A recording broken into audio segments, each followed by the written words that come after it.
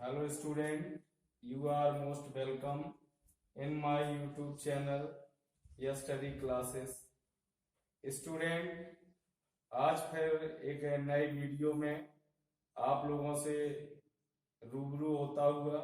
Student, मैं आज आप लोगों को इंग्लिश ग्रामर का एक टॉपिक लेके आया, टेंस। जैसा कि आप लोग स्टूडेंट जानते हैं, टेंस मीन्स होता है काल, और एक्चुअली में काल क्या होता है स्टूडेंट? समय। तो टेंस, अगर टेंस के बारे में बात करें कि आखिर टेंस क्या है, इसकी परिभाषा क्या है, तो स्टूडेंट टेंस को हिंदी में काल कहते हैं, और काल क्या होता है? वास्तव में समय होता है। तो हम कह सकते हैं the period of time is called tense. Period of time, समय की अवधि को हम काल कहते हैं, और इसे हम टाइम भी कह सकते हैं। Period of time is called tense. समय की अवधि को हम काल कहते हैं। काल क्या है? एक समय है इसमें। तो टेंस तीन होते हैं, तीन प्रकार के होते हैं। पहला हमारा टेंस है प्रेजेंट टेंस, जिसको हम हिंदी में कहते हैं वर्तमान काल। तो प्रेजेंट टेंस वो होता है स्टूडेंट जो आज अभी प्रेजेंट टाइम में है, जो समय आज अभी चल रहा है, उसे हम कहते हैं प्रेजेंट टेंस, हिंदी में कहते हैं वर्तमान काल।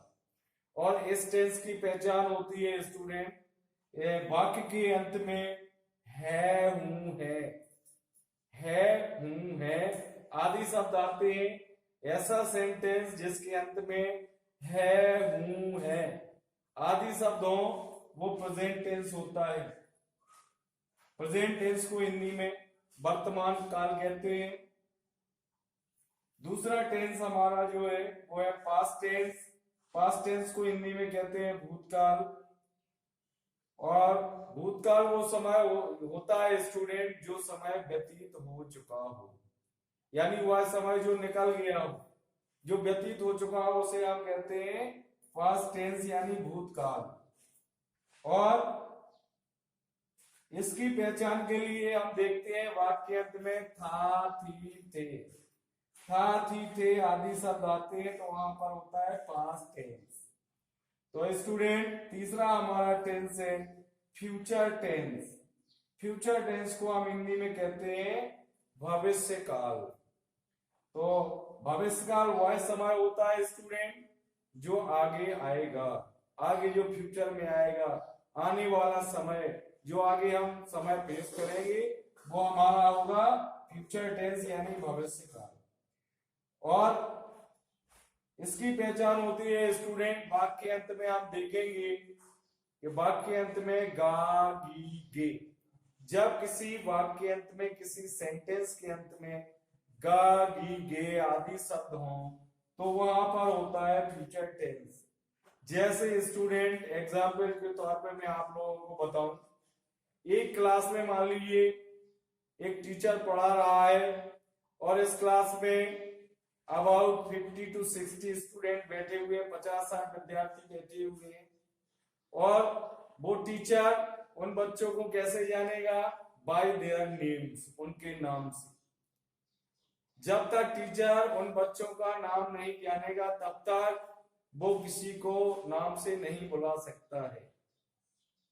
तो उस टीचर को उन सभी स्टूडेंट के नाम पता होंगे, तब बाय द नेम वह किसी को भी बुला सकता है।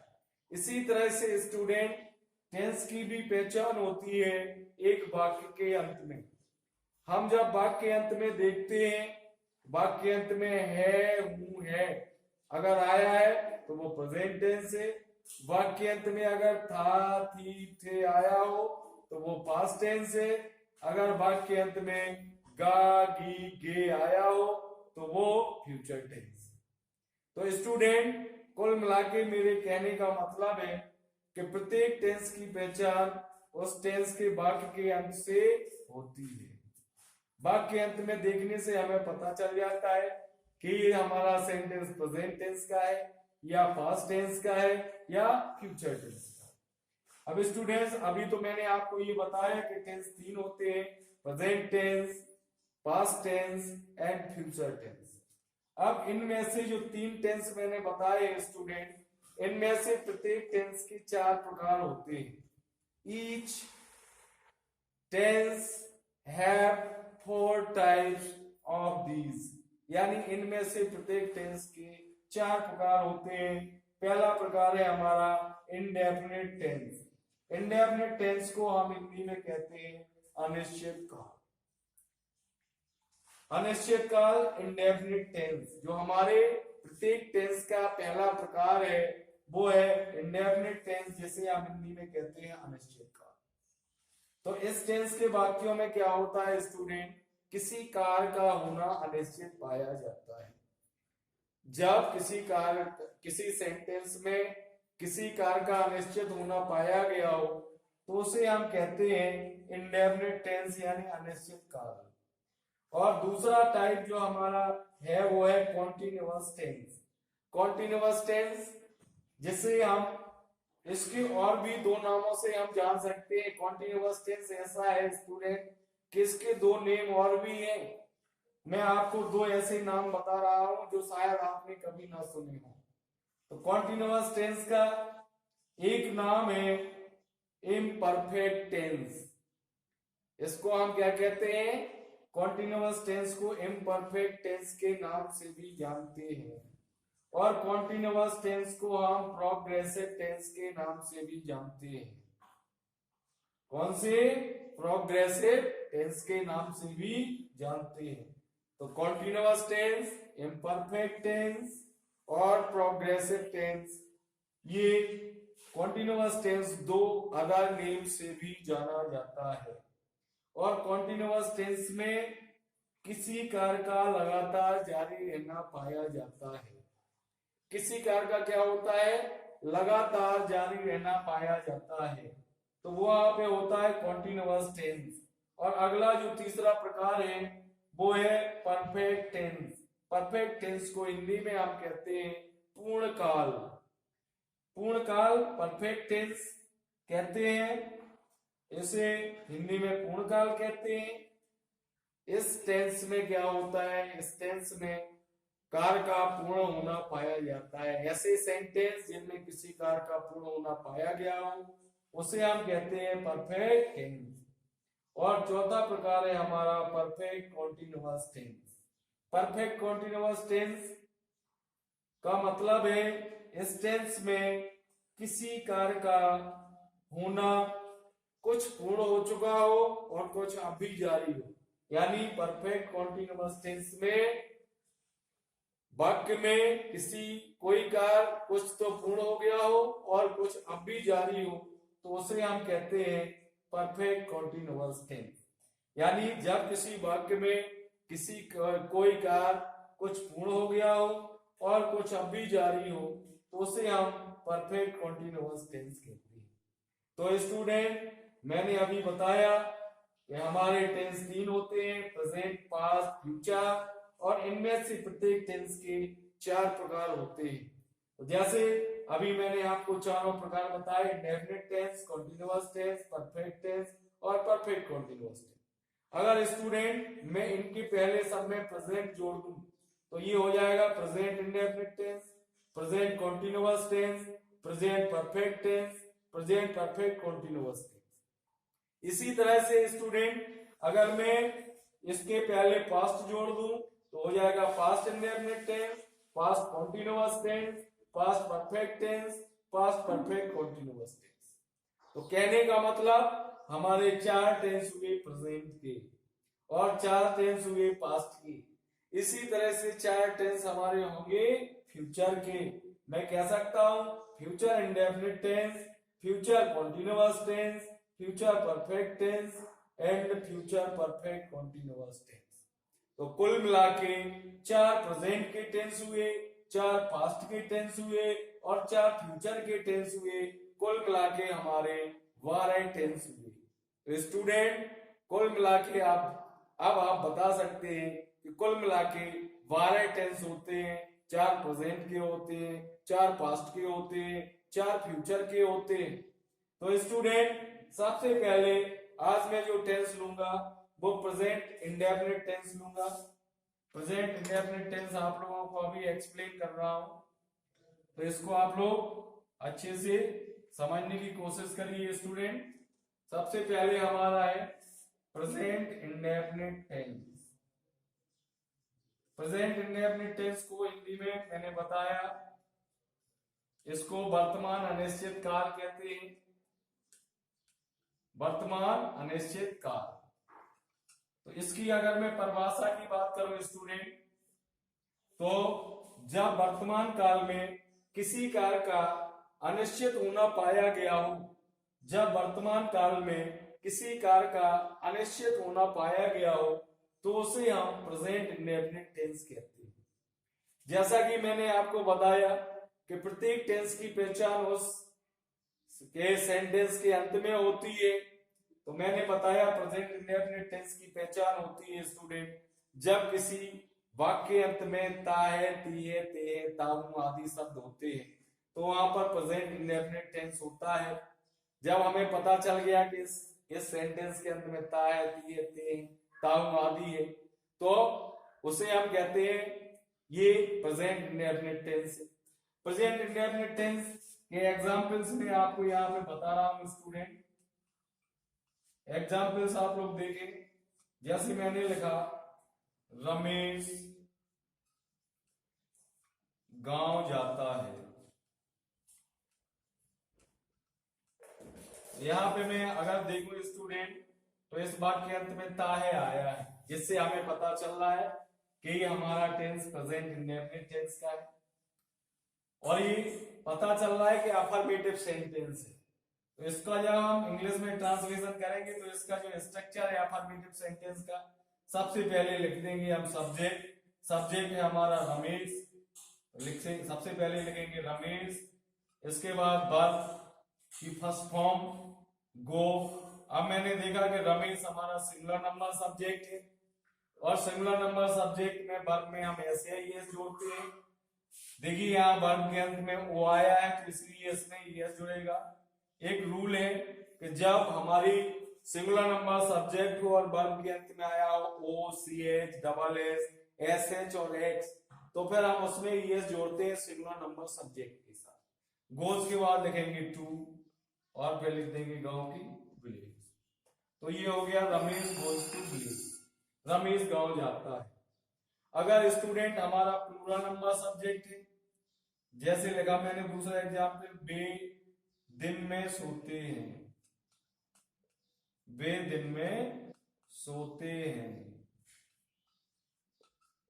तो यहां देखिए स्टूडेंट, हमने सब्जेक्ट लिखा दे हमारा प्लूरल नंबर सब्जेक्ट है, थर्ड पर्सन का प्लूरल नंबर है, सोते की स्लीप। अब यहाँ पे हम वर्ब में ऐसे ये ऐड नहीं करेंगे, क्योंकि ये प्लूरल नंबर सब्जेक्ट है। They sleep in the day.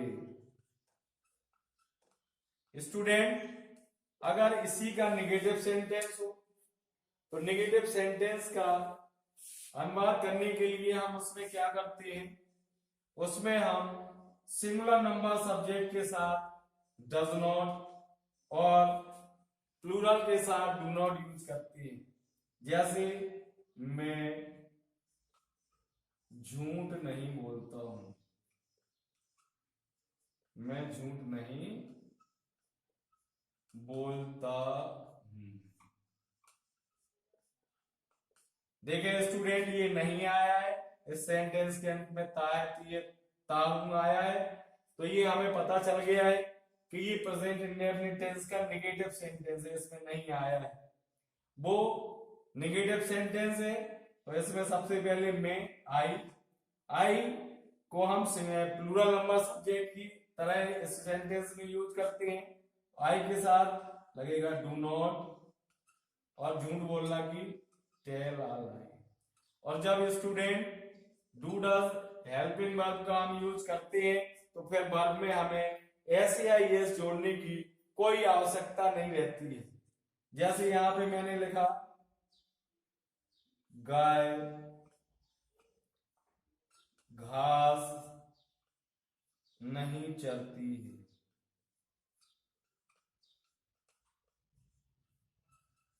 तो यहां पे देखें स्टूडेंट, नहीं आया और यहां पे ती है आया, तो यहां पे लिख देंगे द काउ सिंगुलर नंबर है, डज नॉट लगाएंगे, does not.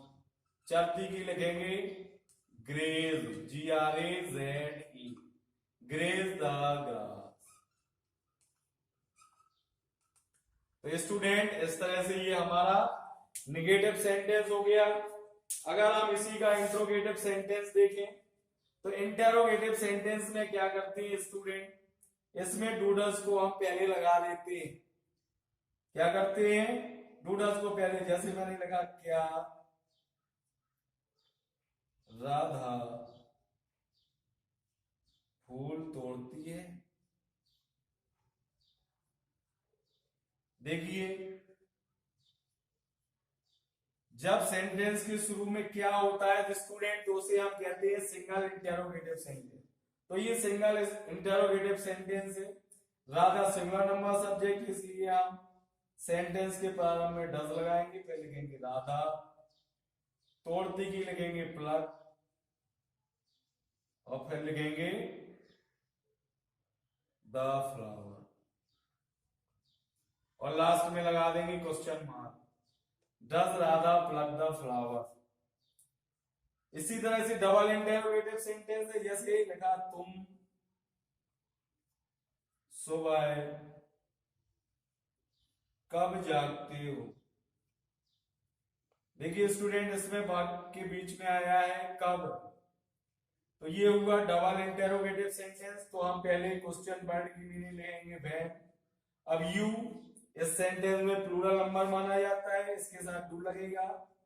When do you, जागते की गेट अप, और सुबह की इन द। तो इस तरह से स्टूडेंट मैंने आपको अभी प्रेजेंट इंडेफिनिट टेंस से एक्सप्लेन किया। मैं आपको बता दूं स्टूडेंट, सभी सेंटेंस का स्ट्रक्चर एक जैसा होता है। जितने भी अफर्मेटिव सेंटेंस हैं उन सब का स्ट्रक्चर एक सा होगा, जितने भी नेगेटिव सेंटेंस हैं उनका स्ट्रक्चर अलग होगा, जितने भी सिंगल इंटेरोगेटिव सेंटेंस हैं उनका स्ट्रक्चर एक जैसा, जितने भी डबल इंटेरोगेटिव सेंटेंस है उनका स्ट्रक्चर एक जैसा। यानी सभी अफर्मेटिव सेंटेंस हो तो उसका सभी जितने भी टेंस है सबका अफर्मेटिव सेंटेंस का स्ट्रक्चर एक जैसा रहता है, जितने भी नेगेटिव सेंटेंस हैं उन सभी का स्ट्रक्चर एक जैसा रहता है, जितने भी सिंगल इंटेरोगेटिव सेंटेंस हैं उन सभी का स्ट्रक्चर एक जैसा रहता है, और जितने भी डबल इंटेरोगेटिव सेंटेंस हैं उन सभी का स्ट्रक्चर एक जैसा रहता है। केवल वर्ब की फॉर्म और हेल्पिंग वर्ब चेंज होती रहती है। इतना याद रखना है कि आपको टेंस की पहचान के अनुसार ही उसमें हेल्पिंग वर्ब लगानी है, और उसमें आपको उसी के अकॉर्डिंग वर्ब की फॉर्म यूज करनी है। तो मैंने अभी आपको प्रेजेंट इंडेफिनिट टेंस एक्सप्लेन किया। इसी तरह से अगर मैं आपसे पास्ट इंडेफिनिट टेंस की बात करूं तो पास्ट इंडेफिनिट टेंस में क्या होता है स्टूडेंट, पास्ट इंडेफिनिट टेंस में मैं आपको बता रहा हूं, पास्ट इंडेफिनिट टेंस में इसमें वाक्य के अंत में आता है ता, था, ती, थी, थे, ये और या, ई, ए। जब किसी सेंटेंस के अंत में ता, था, ती, थी, थे, या, ई, ए आया हो तो वहां पर होता है पास्ट इंडेफिनिट टेंस। जैसे लड़के विद्यालय गए, लड़के विद्यालय गए। तो यहां पे देखिए स्टूडेंट ये आया है, इसलिए ये पास्ट इंडेफिनिट टेंस हो गया। और पास्ट इंडेफिनिट के अफर्मेटिव सेंटेंस में हम वर्ब की सेकेंड फॉर्म यूज करते हैं। तो यहां पे लिख देंगे बॉयज, और गए गो की सेकेंड फॉर्म होती है वेंट टू स्कूल, और ये हो गया हमारा बॉयज वेंट टू स्कूल, लड़के विद्यालय गए। अगर हम इसमें नेगेटिव और इंटेरोगेटिव सेंटेंस बनाएंगे, देखिए स्टूडेंट इसमें हमारा सिंगुलर नंबर सब्जेक्ट हो चाहे प्लूरल नंबर सब्जेक्ट हो, सिंगुलर नंबर हो चाहे प्लूरल नंबर, हमें सभी में वर्ब की सेकेंड फॉर्म लगाते हैं। लेकिन नेगेटिव और इंटेरोगेटिव सेंटेंस में हम डिड के साथ, हेल्पिंग वर्ब डिड के साथ वर्ब की फर्स्ट फॉर्म यूज करते हैं। जैसे तुमने खाना नहीं खाया, तुमने खाना नहीं खाया। तो यहां देखें स्टूडेंट नहीं आया है तो लिख देंगे you did not. Did not के साथ वर्ब की फर्स्ट फॉर्म लाती है eat the food. You did not eat the food. अगर इसी का सिंगल इंट्रोगेटिव देखें, क्या अध्यापक ने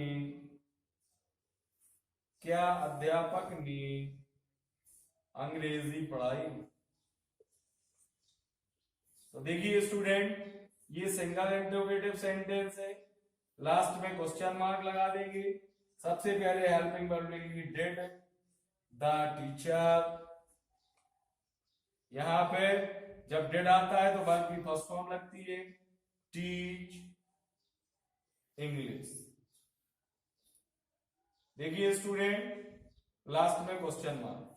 इसी तरह से डबल इंटरोगेटिव सेंटेंस में सबसे पहले क्वेश्चन वर्ड लिखते हैं, इसके बाद हेल्पिंग वर्ब, फिर सब्जेक्ट, फिर वर्ब की फर्स्ट फॉर्म ऑब्जेक्ट। तो मैंने बताया ये हुआ आपका पास्ट इंडेफिनिट टेंस। इसी तरह से अगर हम फ्यूचर इंडेफिनिट टेंस की बात करें तो फ्यूचर इंडेफिनिट टेंस में क्या होता है स्टूडेंट, वर्ब की फर्स्ट फॉर्म लगती है और आई तथा बी के साथ सेल लगता है, आई बी को छोड़कर अन्य सभी में बिल लगता है। तो पास्ट इंडेफिनिट टेंस के लिए मैंने आपको बताया वर्ब के अंत में गागे गे आता है। जब किसी सेंटेंस के अंत में गागे गे आया हो तो वहां पे पास्ट इंडेफिनिट टेंस होता है। और पास्ट इंडेफिनिट टेंस के लिए मैंने आपको बताया जब भविष्य काल में किसी कार्य का अनिश्चित होना पाया गया हो तो उसे हम कहते हैं फ्यूचर इंडेफिनिट टेंस। और फ्यूचर इंडेफिनिट टेंस में मैंने बताया आई और बी के साथ हम क्या लगाते हैं सेल, और आई बी को छोड़कर अन्य सभी में क्या करते हैं, अन्य सभी में हम लगाते हैं बिल। और first form of verb use करते हैं। तो स्टूडेंट, ये जैसे मैं कल विद्यालय जाऊंगा, मैं कल विद्यालय जाऊंगा। देखिए स्टूडेंट, वाक्य के अंत में गा आ गया तो मैंने बताया आई के साथ लगाएंगे हम सेल, जाना की गो की first form go, I shall go to school, और कल भी लिख देंगे हम टुमारो। आने वाले कल की स्पेलिंग होती है टुमारो। तो I shall go to school tomorrow. अगर इसी का नेगेटिव बना देंगे तो हो जाएगा I shall not go to school tomorrow. अगर इसी का सिंगल इंट्रोगेटिव बना दें तो हो जाएगा shall I go to school tomorrow. ठीक है ना स्टूडेंट। इसी तरह से हम इनका इंग्लिश में ट्रांसलेशन कर लेते हैं। तो स्टूडेंट, अभी मैंने आपको present indefinite tense, past indefinite tense और फ्यूचर इंडेफिनिट टेंस की ट्रांसलेशन करना बताई है। तो जब तीनों इंडेफिनिट टेंस मैंने आपको एक्सप्लेन किए हैं तो देखिए स्टूडेंट, प्रेजेंट इंडेफिनिट टेंस की अफर्मेटिव सेंटेंस में वर्ब की फर्स्ट फॉर्म में हम एस या एस जोड़ते हैं। इसके बाद नेगेटिव और इंट्रोगेटिव सेंटेंस में हेल्पिंग वर्ब डू डज के साथ वर्ब की फर्स्ट फॉर्म यूज करते हैं। पास्ट इंडेफिनिट में हम अफर्मेटिव सेंटेंस में वर्ब की सेकंड फॉर्म यूज करते हैं। इसके बाद नेगेटिव और इंटरोगेटिव सेंटेंस में हेल्पिंग वर्ब डिड के साथ वर्ब की फर्स्ट फॉर्म यूज करते हैं। Past indefinite, future indefinite tense में हम क्या करते हैं, आई तथा बी के साथ सेल यूज करते हैं और आई बी को छोड़कर अन्य सभी में बिल यूज करते हैं और वर्ब की फर्स्ट फॉर्म यूज करते हैं। तो मेरे कहने का मतलब प्रेजेंट इंडेफिनिट टेंस के अफर्मेटिव सेंटेंस और पास्ट इंडेफिनिट के अफर्मेटिव सेंटेंस को छोड़कर सभी जितने भी इंडेफिनिट टेंस है सभी में वर्ब की फर्स्ट फॉर्म यूज होती है। अब आगे मैं बात कर रहा हूं स्टूडेंट कॉन्टिन्यूअस टेंस की। तो कॉन्टिन्यूअस टेंस में क्या होता है, मैंने बताया कि जब किसी वाक्य में किसी कार्य का लगातार जारी रहना पाया गया हो तो उसे कॉन्टिन्यूअस टेंस कहते हैं। और कॉन्टिन्यूअस टेंस में वाक्य के अंत में आता है रहा है, रही है, रहा है, रही है, रहे हैं, रहा हूं, ये प्रेजेंट में। और रहा था, रही थी, रहे थे पास्ट में। और रहा होगा, रही होगी, रहे होंगे फ्यूचर में। तो मैं बता रहा हूं कि जब वर्तमान काल में किसी कार्य का लगातार जारी रहना पाया गया हो तो उसे हम कहते हैं प्रेजेंट कॉन्टिन्यूअस टेंस। और जब भूतकाल में किसी कार्य का लगातार जारी रहना पाया गया हो तो उसे हम कहते हैं पास्ट कॉन्टिन्यूअस टेंस। और जब भविष्य काल में किसी कार्य का लगातार जारी रहना पाया गया हो तो उसे हम कहते हैं फ्यूचर कॉन्टिन्यूअस टेंस। देखिए मैं यहां सबके एग्जाम्पल दे रहा हूं स्टूडेंट। जैसे मैंने लिखा, वह लड़की पुस्तक पढ़ रही है। यहां देखिए आप, वाक्य अंत में रहा है, रही आया, प्रेजेंट कॉन्टिन्यूअस टेंस है। वह लड़की की हम सी गर्ल नहीं लिखेंगे स्टूडेंट, दैट गर्ल लिखेंगे। That girl singular number, is लगेगा, reading a book, that girl is reading a book. यहाँ पे सिंगुलर नंबर के साथ हम इज लगाते हैं, आई के साथ एम हेल्पिंग वर्ब लगाते हैं, प्लूरल नंबर के साथ आर लगाते हैं। ये प्रेजेंट कॉन्टिन्यूअस टेंस है। पास्ट कॉन्टिन्यूअस टेंस में आई तथा सिंगुलर नंबर के साथ हम वॉज लगाते हैं, यू तथा प्लूरल नंबर के साथ वर लगाते हैं, वर्ब की फर्स्ट फॉर्म में आईएनजी जोड़ते हैं। जैसे वे सड़क पर दौड़ रहे हैं, वे सड़क पर दौड़ रहे थे, दौड़ रहे थे। तो देखिए स्टूडेंट, बे की दे, ये प्लूरल नंबर है, पास्ट कॉन्टिन्यूअस टेंस का वाक्य। रहे थे आया है, they were running on the road. देखिए ये आपका है पास्ट कॉन्टिन्यूअस टेंस। एक फ्यूचर टेंस का मैं बता रहा हूं, हरी पतंग उड़ा रहा होगा। देखिए यहाँ पे रहा होगा आया है, ये फ्यूचर कॉन्टिन्यूअस टेंस है। तो लिखेंगे हरी विल बी, उड़ाना की फर्स्ट फॉर्म फ्लाई, फ्लाई में आईएनजी ऐड करेंगे, flying a kite, Hari will be flying a kite. तो देखिए स्टूडेंट, ये मैंने आपको प्रेजेंट कॉन्टिन्यूअस, पास्ट कॉन्टिन्यूअस और फ्यूचर कॉन्टिन्यूअस के सेंटेंस आप लोगों के सामने एक्सप्लेन किए। अगर इसमें नोट आता है तो हेल्पिंग वर्ब के बाद नोट लग जाता है। अगर सिंगल इंटरोगेटिव होता है तो हमारी हेल्पिंग वर्ब सबसे पहले लग जाती है। और अगर डबल इंटरोगेटिव होता है तो पहले क्वेश्चन वर्ड लिखते हैं, इसके बाद हेल्पिंग वर्ब, तो सब्जेक्ट, फिर वर्ब की फर्स्ट फॉर्म में आईएनजी, फिर ऑब्जेक्ट, फिर अदर वर्ड्स लिखते हैं। इसी तरह से परफेक्ट टेंस में क्या होता है स्टूडेंट्स, जितने भी हमारे परफेक्ट टेंस हैं, परफेक्ट टेंस में किसी कार्य का पूर्ण होना पाया जाता है तो हम परफेक्ट टेंस में, प्रेजेंट परफेक्ट टेंस में helping verb has have use करते हैं। और इसकी पहचान होती है वाक्य अंत में चुका है, चुकी है, चुके हैं आता है, या है, ये है आता है। प्रेजेंट परफेक्ट टेंस की पहचान वाक्य अंत में चुका है, चुकी है, चुके हैं, या है, ये है आदि शब्द आते हैं। जैसे मदन गांव गया है, मदन गांव गया है। यहां पे देखें, या है, चुका है, चुकी है, चुके हैं, या है, ये आदि शब्द आते हैं तो लिखेंगे मदन, सिंगुलर नंबर है, हैज लगेगा, गया की गॉन टू विलेज। चूंकि जितने भी परफेक्ट टेंस होते हैं स्टूडेंट, उसमें सब में वर्ब की थर्ड फॉर्म लगती है। जैसे उन्होंने ताजमहल नहीं देख लिया है, नहीं देख लिया था। देखिए या था, ये थी, ये थे, चुका था, चुकी थी, ये हमारा पास्ट परफेक्ट टेंस है।